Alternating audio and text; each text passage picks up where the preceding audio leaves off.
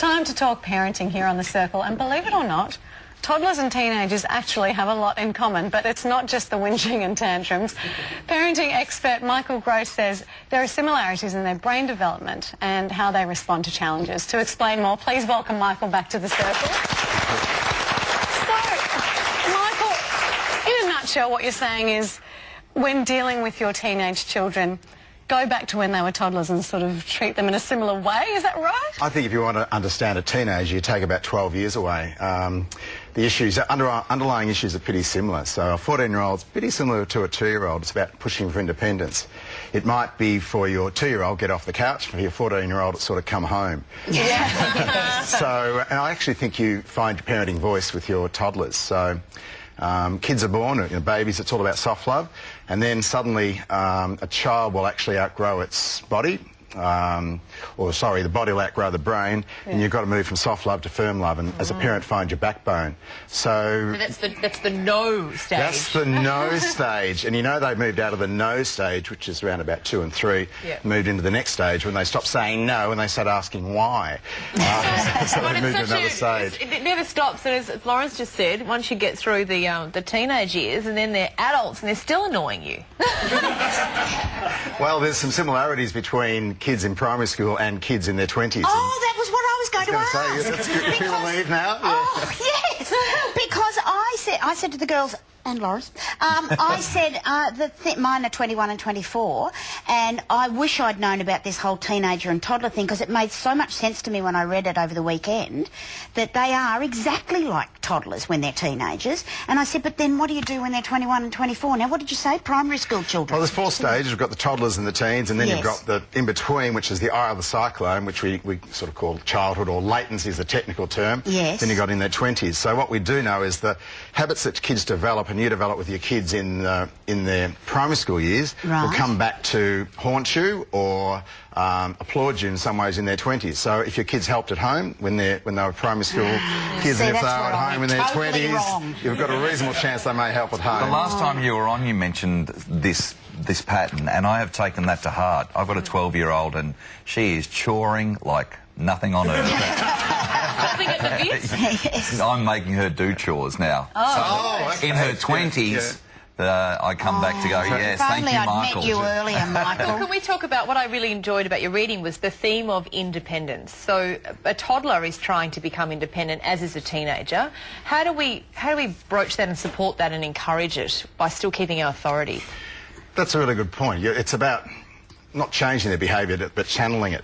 We want to do it in safe ways. So I use a lot of scaffolding or setting boundaries. So with your 2 and 3-year-old, you've got a little bike so you can ride to the front of the street, or not the front of the street, but the front gate, so to speak. Right. So similar sort of thing with your teenager when they want to go out. It's it's not you're going into the city for a they can go to the corner of the street when they're a teenager. Even a little bit more than that. But yeah, it's setting boundaries and allowing them to push those boundaries.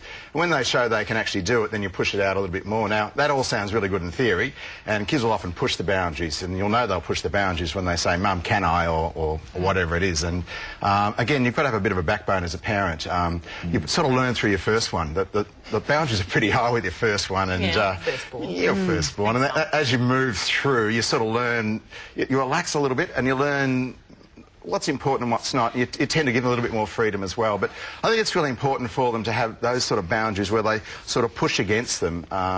So that notion of independence is an important stage.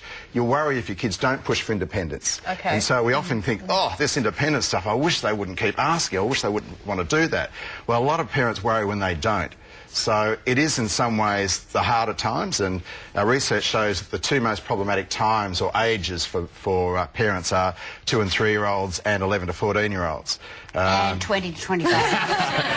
Do you give them a choice, say the teenager, do you give them a choice if they said, I want to go out into the city, Mum and Dad, and I want to do this and this and this?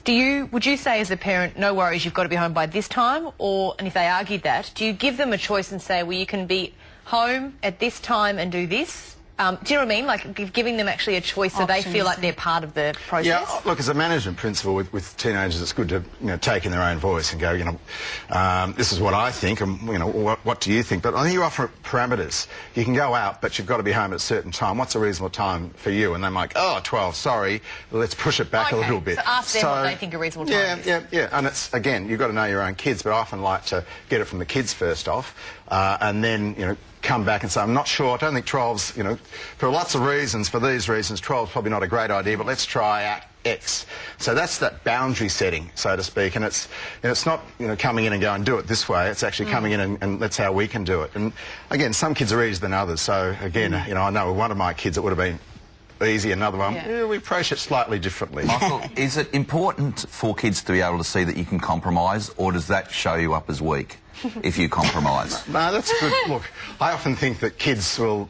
The short answer to that is no, it doesn't. But you've got to be able to stand your ground, and I think whenever you go into a negotiation with teenagers, it's always a hard one. You've got to know where your ground is. I'll go to this far. The other thing with teenagers, I'll say it very quickly, I'll see them being wound up, is that it's similar to toddlers, is the simple fact, give yourself more time when you negotiate with them. Yeah. So they'll often grab you just as they're going to school. Oh, they're good at that. And it's actually saying, no, not at this time, actually see me, after work when I'm a bit more relaxed or whatever it is. Yeah. So times is something you've got to put on your side as a parent. And can you say to that quickly, I can see this is a really important thing for you to discuss, so let's make a time to talk about this together?